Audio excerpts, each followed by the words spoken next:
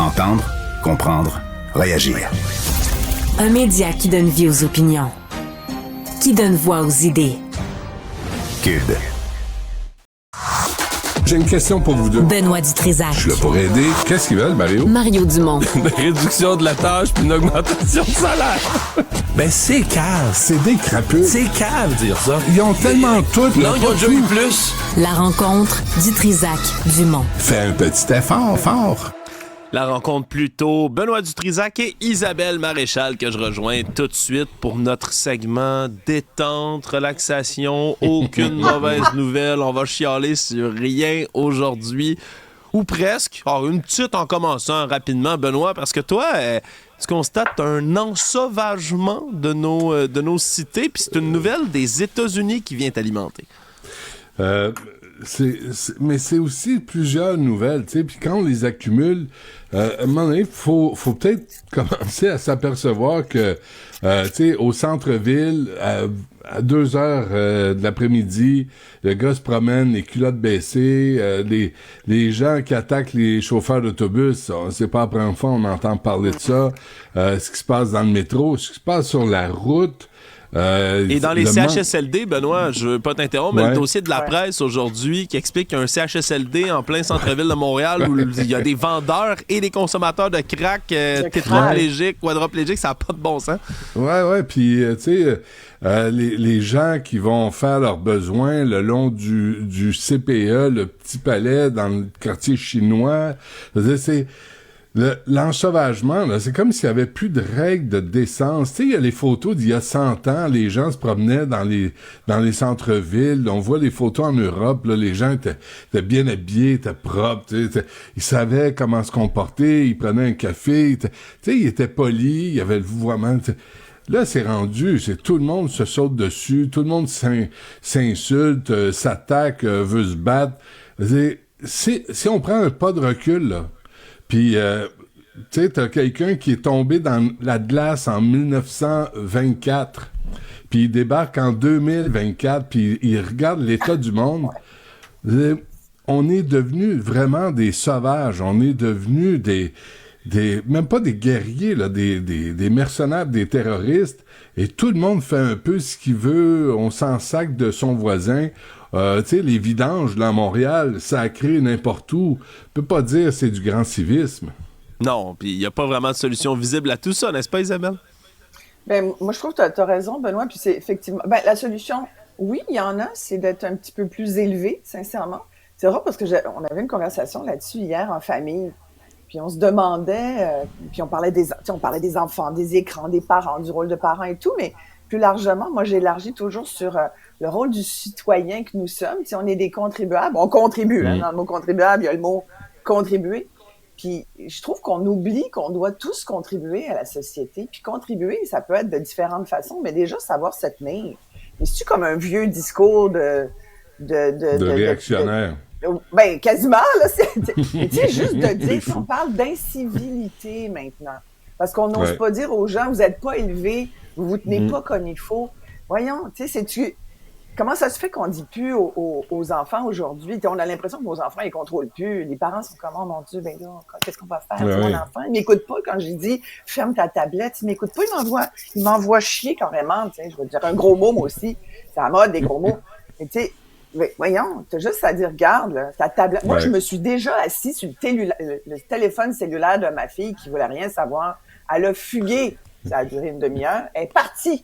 Elle avait tellement pas son cellulaire qui est revenu vite, tu comprends? Mais je veux dire, on peut-tu éduquer nos enfants aussi, leur dire, mais pas t'écoutes sa table. On se tient pas la tête quand on mange. On pique pas son assiette de même, puis on jette pas ses papiers dans la rue de même. Tu sais, voyons, y a-tu moyen de faire ça? Ou c'est-tu mais faut donner l'exemple. mais faut donner l'exemple nous-mêmes, tu sais. Tu sais, moi, je me souviens, un vieux, il y a 20 ans au Franc-Tireur, j'avais fait un truc qui s'appelait les Capitaine Bon Goût, puis je me promenais en ville avec un mégaphone, puis j'insultais le monde parce qu'il agissait en sauvage. Ou tu sais, il y a une vieille madame, là. Ça sur les réseaux sociaux? Moi, je veux voir ça, c'est sûr. Non, c'est Télé-Québec. Mais c'était drôle, tu sais. Mais c'était, tu sais, j'invectivais les travailleurs de la construction, puis arrêtais d'écœurer les femmes sur la rue, tu sais, puis là, les gars riaient, puis en même temps, tu sais, je m'étais arrêté devant une porte, puis je tenais la porte aux gens, dans le coin de Indigo, là, la place Eaton, dans ce coin-là. Puis les gens passaient, puis là, je leur disais « Hey, merci ». Ben oui. Je te tiens à la porte. Mais tu sais, les gens là qui rentrent et qui sortent et qui laissent la porte fermée d'en face de la personne qui la suit, tout ça, c'est de l'ensauvagement. Tout ça, c'est un manque de savoir-vivre, de civisme. Tu sais, puis on donne... Peut-être qu'on... Tu sais, on parle des enfants, mais... Encore une fois, sur les écrans, il faut regarder notre propre comportement. Moi aussi, j'ai ma face dans les écrans sans arrêt. Puis là, tu te revires de bord, puis tu dis aux enfants, slack les écrans. Ouais, mais toi, t'es pareil, tu sais. Fait qu'il y a comme... Mais quand, tu sais, l'ensauvagement qui frise la santé mentale, l'itinérance, les droits des enfants face aux droits des itinérants, des toxicomanes, c'est comme si c'était un débat de société qu'on n'a pas, puis là, on regarde les choses se dégrader, puis on se demande pourquoi. Oui. Puis là, on parle beaucoup du rôle des parents. J'adore cette discussion, Benoît. Je veux juste dire, je trouve ça un magnifique sujet. Ben, qui nous mènerait à tellement d'autres, mon Dieu, c'est magnifique. Ben, c'est un très bon sujet, puis le rôle des parents, tu sais, ça vient se rejoindre à tellement de nouvelles dans l'actualité, là. Qu'est-ce qu'on fait avec le cellulaire à l'école? C'est un débat qui a lieu sur la place publique en politique québécoise. Puis on a, ben, dans le rôle des parents maintenant, une espèce de tâche élargie peut-être, dans certains cas. Une nouvelle dans le journal aujourd'hui, couple de jeunes dans l'Anaudière, 24-26 ans, ça coûte trop cher, est en appart, ils voient pas comment ça va être possible d'acheter éventuellement une propriété. Dieu sait que à mon âge, dans ma génération, je n'ai que ça, des gens qui se posent cette question-là, à tel point où ils retournent chez leurs parents. Est-ce que c'est le retour des Tanguy, Isabelle? Ben c'est ça, mais je me suis dit ce matin, mon Dieu, les Tanguy reviennent à la maison. Vous vous souvenez de ce fameux film français qui a créé un mouvement, ou en tout cas qui démontrait qu'il y avait ce mouvement de retour les Tanguy, c'est qui? Ce sont des jeunes adultes qui ont quitté le nid familial, et pour toutes sortes de raisons. Alors, allez voir le film, il est vraiment mourant. Il est encore drôle. Hein? Et visiblement d'actualité parce qu'on le voit au Québec. Et donc, les jeunes reviennent à la maison. Dans le film, évidemment, il y a beaucoup d'abus et l'enfant adulte, c'est vraiment un enfant roi, un adulte qui n'a pas grandi, qui dit « Papa, maman, je t'aime ». Tu sais, c'est vraiment... c'est comme, il abuse tellement de ses parents. Dans ce cas-ci, je trouvais ça intéressant parce que c'est un jeune couple comme bien d'autres au Québec qui ont des bons parents et des parents qui ont pâtissant et qui disent, ben écoute, la maman qui habite à Joliette, qui dit, revenez donc à la maison. Je peux pas vous donner d'argent, mais je peux au moins vous aider un peu. Condition, vous économiser pour vous acheter éventuellement une propriété. Moi, je dis souvent à mes enfants, vous avez une chose à faire dans la vie, c'est économiser pour éventuellement devenir propriétaire. Tu sais, sur ce débat, j'ai fait une entrevue cette semaine à Cube, justement, avec un invité qui a écrit un livre, oui, ou acheter, puis qui disait, sincèrement, acheter, c'est la dernière affaire qu'il faut faire. Bon, moi, je n'étais pas d'accord, parce que moi, je pense qu'au contraire, il y a quelque chose de rassurant dans le fait d'avoir sa propre maison. La preuve, c'est qu'en ce moment, les gens sont extrêmement pris à la gorge par des loyers qui ne cessent de gonfler, puis ils sont complètement à la merci de ces propriétaires qui, visiblement, n'ont que l'appât du gain. Ce n'est pas tout le monde, je dois dire, qui est comme ça, là. Mais il y a bien des sauvages aussi dans le marché immobilier, n'est-ce pas, Benoît? Oui. Mais je trouve ça le fun, ce retour des Tanguy, parce que c'est quand même un bon côté de la chose, tu sais, de permettre à ses enfants. En même temps, le travers de ça, c'est que ça appauvrit un peu les parents, quand même. Non, mais sincèrement, là, la vraie vie, là, on le sait, on est parents. Pas toi, Alex, là, mais qui va faire le lavage? Qui va faire la vaisselle? Qui va faire le souper puis les courses? Les traîneux. Pas vrai, là, tu vas arriver, là. Tu vas-tu laver ta bolle? Tu vas-tu laver ton évier, là, quand tu te brosses les dents, tu craches partout, puis il y en a... je suis désolé, ça, c'est la vraie vie avec des adultes. Et là, t'as le gendre qui débarque. Le gendre, là, est-ce qu'il... Tu sais, au souper, est-ce qu'il mange de la bouche ouverte? Est-ce qu'il fait des bruits de bouche? C'est... Il est-tu ensauvagé, ce jeune-là? Il est-tu ensauvagé, Benoît? Tu sais, puis moi, tu vois, Isabelle, moi, j'étais un peu d'accord, mais je le suis de moins en moins. Je me demande, est-ce que ça vaut vraiment la peine d'acheter? Parce que souvent, une maison, c'est un money pit, là, comme on dit. Il y a des frais, il y a les assurances, il y a les mauvaises surprises, il y a des infiltrations d'eau, il y a tu sais, il y a toujours des surprises. Alors que si c'est un loyer, tu payes ton loyer, c'est fini, puis tu mets de l'argent dans un REER, tu mets de l'argent ailleurs, tu peux économiser d'une autre façon. Mais est-ce que la propriété est le but ultime pour les jeunes? Parce qu'aujourd'hui, ça a plus de maudit bon sens. C'est un semi-détaché, là, moi, mes plus vieux regardent ça. Ah, non, mais 400, 500, 600 000. Voyons, êtes-vous fous? En dehors de Montréal, là, à ces prix-là, Benoît, t'es pas à Montréal, là, ça c'est sûr. Non, t'es pas à Montréal. T'as pas tort, tu sais, c'est pas la propriété à tout prix, mais moi je le vois comme de l'épargne forcée. Je trouve que c'est mieux que de dépenser de l'argent dans des bébelles qui perdent de la valeur dès que tu les sortes des magasins. Hey, des chaussures là, de marque, là, c'est rendu 400-500$, puis t'as des courants aussi, il faut absolument que t'aies cette bébelle-là, puis tout le monde se garoche pour l'avoir, puis ça te coûte. Tu sais, dépenser là, pour du matériel, c'est pas une chose intelligente à faire. Fait qu'au moins, c'est de l'épargne forcée. Mais ça peut être, tu sais, REER, la bourse a eu quand même plusieurs sursauts. Les sursauts sont de plus en plus rapprochés. En tout cas, c'est un grand débat, puis il y a toujours le type banque et REER qui ostine le type plutôt immobilier, équité dans de la propriété. Mais tu sais, après, ça dépend de ton niveau aussi de risque puis es-tu capable de faire tes propres rénaux toi-même? Il y a bien des affaires. Mais je trouvais que ce couple-là, en tout cas, représente peut-être une tendance au Québec. Mais tu sais, quand tu dis d'acheter des cochonneries, encore une fois, ces enfants-là grandissent, c'est aux parents de pas toujours être là pour dire tu le demandes, tu vas l'avoir.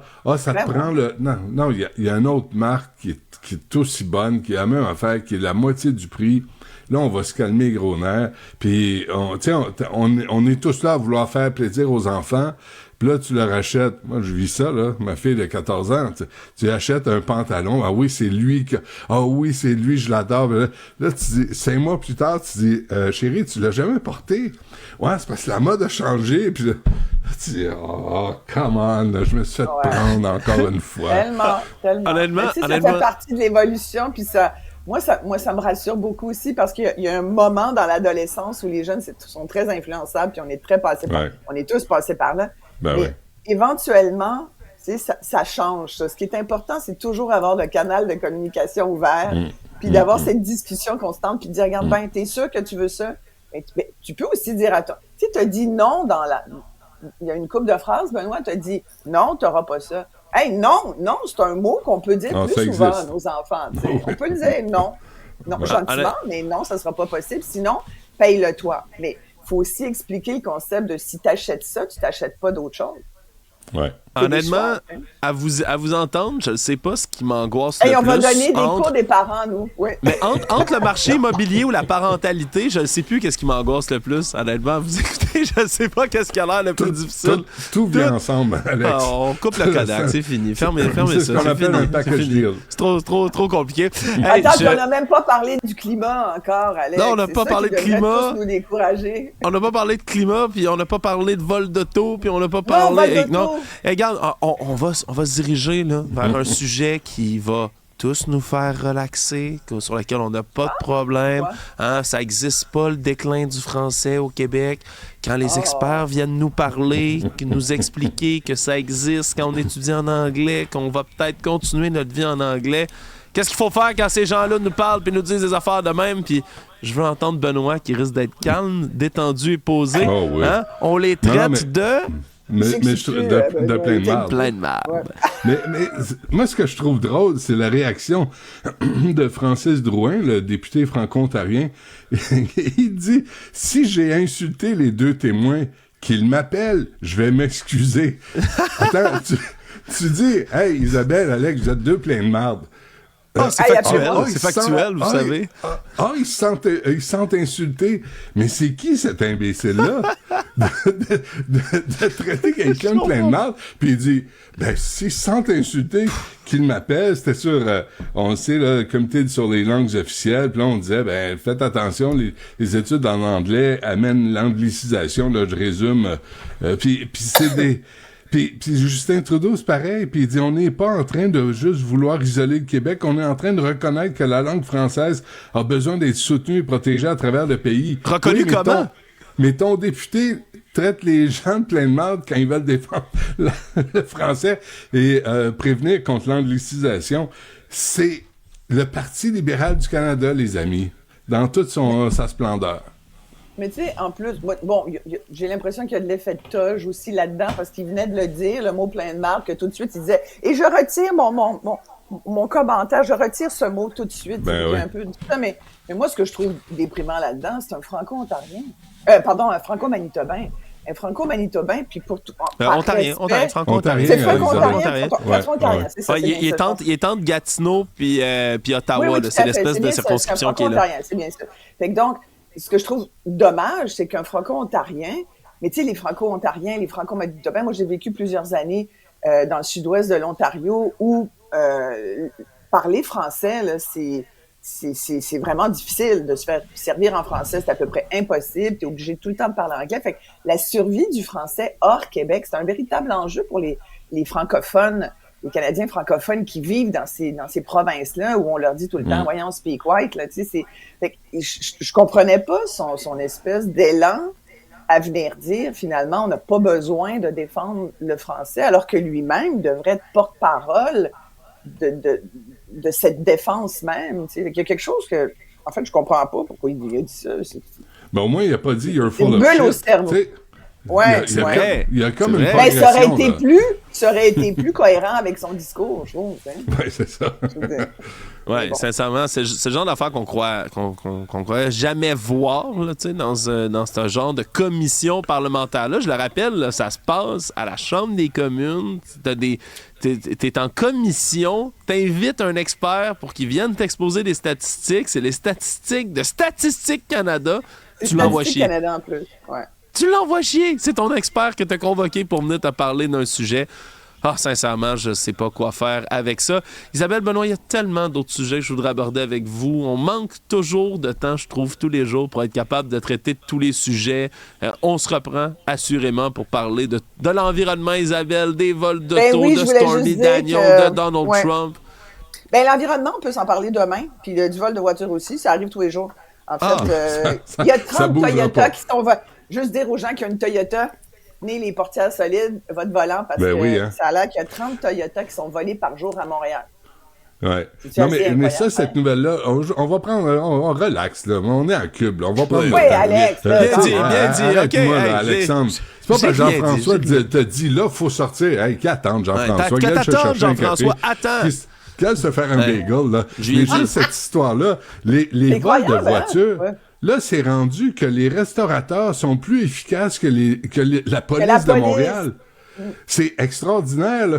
Les gens s'envoient des messages. Je me suis fait voler mon Toyota 4Runner, puis envoie des photos, et ils le retrouvent. Une vitre brisée, en tout cas. Mais là, t'as la police de l'autre côté qui dit « Ah non, hey, c'est 1 sur 10 000 qui est retrouvé. » ça, madame. Ouais, exact. Hey, hier, je posais la question, que fait la police de Montréal? Là, les gens l'appellent, disent hey, « Mon char vient de se faire voler. Ah, ben, si tu veux, le petit train va loin. Quand on veut, on peut, puis lâche pas la patate. Veux-tu faire ta job? Veux-tu te casser le cul? T'es payé au moins 100 000 par année. T'es-tu capable de faire autre chose que de donner l'étiquette? » Ouais. Mais tu vois, 7 minutes puis pour voler un VUS. Et ce que le modus operandi là, des voleurs de voitures, c'est la nuit. La nuit, évidemment, tous les chats sont gris et surtout, tout le monde dort. Fait que là, c'est une caméra qui a été installée justement devant par des voisins, caméra des voisins qui a intercepté les voleurs. Fait que vous voyez, ils font du repérage, font le tour du quartier. Après ça, il y en a 2 qui vont à pied, ils checkent les portières. Puis après ça, ce qu'ils font, parce que souvent les gens ne ferment pas leur voiture, fermez votre voiture s'il vous plaît. Je le dis, puis en même temps, ça m'est déjà arrivé de me faire voler parce que on oublie de fermer la voiture. Fait que maintenant, je vous dis qu'on n'oublie plus. Mais après ça, les gens, ils ont même, la police dit aux propriétaires de véhicules, munissez-vous d'antivol parce que ça fonctionne quand même, les antivols. Puis là, on parle entre autres d'un boîtier tout simple. Tu mets tes clés dedans parce que maintenant, c'est tellement tout numérique, tout digital, tout électronique qu'ils n'ont même plus besoin, de se creuser la tête. Ils ont juste à intercepter le signal de ta clé Puis ils rentrent carrément, là, puis ça fait pas de bruit, puis ils partent avec ta voiture.